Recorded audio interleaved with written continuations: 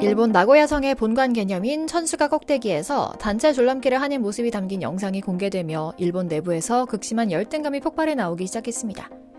우리가 스토리라인 전개가 시원찮다라고 비판해도 이건 어디까지나 우리의 기대와 높은 문화 감수성인 것만 같습니다. 이미 오징어 게임 시즌3는 넷플릭스 역사상 최초로 공개 첫 주에 모든 국가에서 1위를 달성했거든요.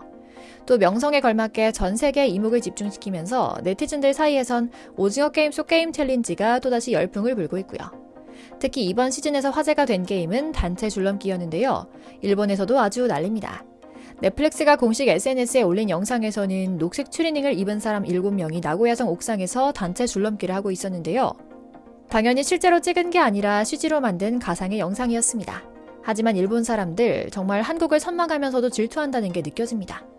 실제로 찍은 게 아니라는 안내글은 읽지도 않고 나고야성 같은 우리 일본의 자랑스러운 문화유산이 안일하게 사용되는 것은 썩 기분이 좋지 않다. 이게 뭐냐? 일본의 성을 뭘로 보는 거냐? 라며 비평했죠. 물론 일부 미국인들은 이걸 보고 비판을 하기도 합니다. 도쿠가와가 지은 나고야성은 태평양 전쟁 말기인 1945년에 미군 공습으로 소실됐다. 지금 있는 건 1959년 콘크리트로 재건된 가짜다. 게다가 이건 나고야성 관계자에게 허가받고 진행한 일이다. 실제로 찍지 않은 것도 물론이다 라고요.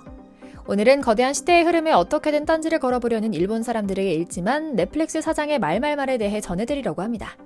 먼저 잠시 저희 광화문 브리핑 구독 설정도 부탁드리고요.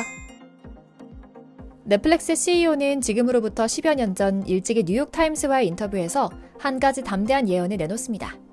온라인 스트리밍 시대는 넷플릭스와 한국이 이끌 것이다. 7, 80년대에는 일본이 90년대부터 20년간은 미국이 이끌었다면 지금은 한국의 시대라는 것이 피할 수 없는 사실이다. 이를 받아들이든지 뒤처지든지 선택해야 할 것이다 라는 말이었는데요. 요즘 시대 흐름을 보면 그냥 허황된 말이 아니었습니다. 넷플릭스는 콘텐츠 소비 패러다임의 신세계를 열었고 실제로 놀랍게도 그 예언을 실현한 가장 큰 선봉장은 바로 한국이었습니다.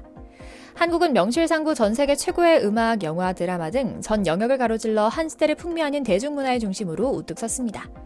하다하다 외국인들 입에서 자연스럽게 한국어 욕이 튀어나오는 시대가 왔죠. 그 옛날 영화 서편자가 한국인의 한이라는 정서를 담았다는 이야기를 듣던 것이 엊그제 같은데 이제는 극명하게 다른 각 문화권의 사람들이 보편적으로 공감할 수 있는 멋진 정서를 표현하는 데 성공한 겁니다. 조금 오버하자면 이렇게 형성된 한국에 대한 이해와 영향은 앞으로 이 문화를 즐기는 이들이 10년, 20년 뒤에 사회로 나가 더 빛을 낼 겁니다. 말 그대로 전 세계를 지배하는 하나의 가치관이 될 것이고 전 세계는 점점 한국화가 되는 겁니다. 특히 얼마 전에는 미국 블룸버그 통신이 외국인들 입에서 한국어 욕이 튀어나오는 시대 상황에 대한 위기론을 제기하며 한국은 무서운 국가다라고 칭했다고 하는데요. 앞서 간단히 소개해드린 것처럼 최근 기이한 현상이 유행처럼 번지고 있습니다. K-드라마의 글로벌 흥행에 한국어 욕까지 유명세를 얻고 있는 겁니다. 욕을 배운다는 이야기는 특정한 상황, 감정으로 대변하는 한국인의 정서까지 받아들이기 시작했다는 의미로 해석할 수 있는데요. 이런 현상에 대해 미국 블룸버그 통신이 특별한 분석 기사를 심층적으로 보도해 화제를 모았습니다. 특히 미국 내 한국 비속어 유행 현상을 집중 조명했는데요. 기자는 캘리포니아주 LA에 거주하는 여성 샤넷 톰슨의 이야기를 전하며 글을 써내려갑니다. 그녀는 한국어를 거의 모르는 수준이라고 하는데요. 지난 10년간 한국 드라마나 영화를 꾸준히 소비한 원조 한류 팬이기도 합니다. 그런데 최근 그녀가 갑자기 한국어 말문이 쓰였다고 합니다. 일하다 짜증나는 상황이 생길 때면 한국어로 아이씨라고 혼자 내뱉는 스스로를 발견하고 놀랐다고 하는데요. 그녀는 블룸버그 기자와의 인터뷰에서 영어가 담지 못하는 특별한 뉘앙스가 있어요. 굉장히 매력적인 표현이고 발음도 된소리로 구성돼 강력한 느낌이 들죠 라고 말하기도 했죠. 그런데 이건 비단 그녀만의 상황은 아니었던 것 같습니다.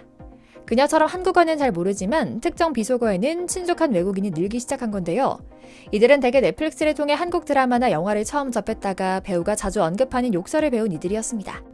공중파 드라마에선 심의에 걸려 하지 못했지만 넷플릭스 등 OTT 기반으로 제작된 콘텐츠에선 자연스럽게 구사하다 보니 보다 진짜 한국을 잘 알 수 있는 촉매제 역할을 할 수 있었던 것 같은데요. 그 나라 말과 문화를 익히기 위해선 그 나라 사람이랑 연애를 해야 한다는 말이 있는 것처럼 욕을 배우기 시작한 서양인들은 점점 한국 사람이 되고 있는 것이죠. 실제로 다수의 넷플릭스 K 콘텐츠 리뷰에는 배우들의 감정 연기를 보다 생생하게 이해하기 위해 욕설을 배웠다. 일례로 죽을래? 라는 말을 그냥 번역하면 죽기를 원하니? 라는 말이지만 한국에선 친숙한 사이일 때 가벼운 농담투로 던지는 이야기라 뉘앙스가 다르기 때문에 욕설을 배워야만 했다라는 등의 간증을 하기도 했는데요. 이렇다 보니 한국 욕설을 알아듣는 외국인이 늘면서 해외 생활 중 한국어를 쓰기 불편해졌다는 웃기지만 슬픈 고백을 하는 한국인들도 늘어나기 시작했습니다. 세계 최대 한류 매체인 올케이팝은 최근 한 한국인 유튜버의 관련 경험담을 소개하기도 했는데요. 이 유튜버는 해외여행 중 기분이 상하면 한국어 욕설을 내뱉곤 했는데 최근 욕설을 알아듣는 이들이 늘어 눈치를 보기 시작했다고 전하기도 했죠. 다른 네티즌들도 동조합니다. 외국계 회사에서 일할 때 비슷한 경험을 했다. 이제 모든 사람이 한국 욕설을 알아들어 굉장히 낯설지만 또 일면 자랑스럽기도 했다라는 등의 반응을 보이면서 말이죠. 그런데 실제로 이런 K-드라마에 대한 관심이 열광을 넘어 폭발적인 수준이라고 합니다. 우리가 생각했던 것 이상으로 말이죠. 앞서 소개해드린 블룸버그에 따르면 K-드라마들은 그동안 아시아 문화에 별다른 관심이 없던 미국인들에게 깊숙이 파고들었으며 이런 현상은 미주를 넘어 아르헨티나, 프랑스, 인도, 남아공 등 말 그대로 전 세계로 확산하는 추세라고 하는데요. 놀랍게도 기자는 이런 문화 유행기의 비결을 찾아 거슬러 올라가다 보면 삼성그룹의 이병철 회장 등 기업인들이 연예, 오락 부분에 투자를 집중했던 것이 이제 꽃을 피웠다고도 볼 수 있다고 분석합니다. 이제 비로소 한국은 세계 엔터테인먼트 수도로 거듭났다고도 극찬했고요. 놀랍게도 이는 단순 아부성 멘트가 아닙니다. 넷플릭스는 한국을 미국 외에 히트작을 가장 많이 제작한 국가로 평가하고 있는데요. 지난해 넷플릭스 구독자 가운데 60% 이상이 메이드 인 코리아 콘텐츠를 시청했다는 통계도 있죠. 넷플릭스 역시 공식적으로 한국의 힘을 인정하곤 합니다. 이미 전 CEO인 리드 헤이스팅스가 공개석상에서 수사를 언급한 대로 이제 한국을 빼고는 더 이상 글로벌 엔터테인먼트를 이야기할 수 없다라는 것이 현실입니다. 심지어 그는 이제 한국 드라마를 넘어 한국 예능까지 즐겨보는 지경에 달했다고 고백하고 있죠. 그는 특히 한국인 특유의 입담을 성공 비결로 꼽습니다. 한국인은 남들이 결코 흉내낼 수 없는 특별한 능력이 있다. 설명하기 어려운 이 매력은 전 세계를 홀렸고 한 번도 접하지 않은 이들은 있어도 한 번 접하고 다시 보지 않는 이들은 없다. 앞으로 한국인 팀이 아닌 이들과는 일하기 어려울 것 같다라고 말이죠. 그러나 이런 한국의 선전이 시샘한 나머지 꼭 또 딴지를 거는 중국인들이 있습니다. 그 선봉에는 중화권 최고의 스타인 가수 겸 배우 주걸륜이 있는데요. 그는 이미 수년 전부터 미국 자본인 넷플릭스가 한국을 편애한다고 주장하고 있죠. 참 웃기는 짬뽕이죠. 내막을 살펴보면 이는 사실 노달 가치도 없는 일이긴 합니다. 다 팔릴 것을 홍보하는 거지 무슨 한국을 편애해 한국 콘텐츠만 올리겠습니까? 주걸륜은 그 옛날 사이에 강남스타일이 유행했을 때도 똑같은 일을 벌였던 전적이 있는데요.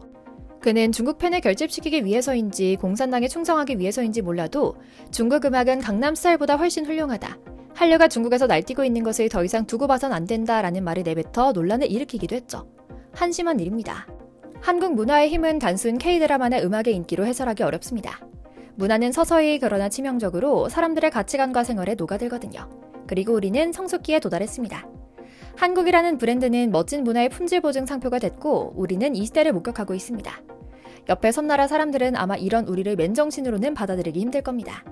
늘 성장하고 살아 숨쉬는 우리 한국 응원하며 오늘 영상 마치겠습니다. 저희 광화문브리핑 구독, 좋아요도 부탁드리고요. 시청해주셔서 감사합니다.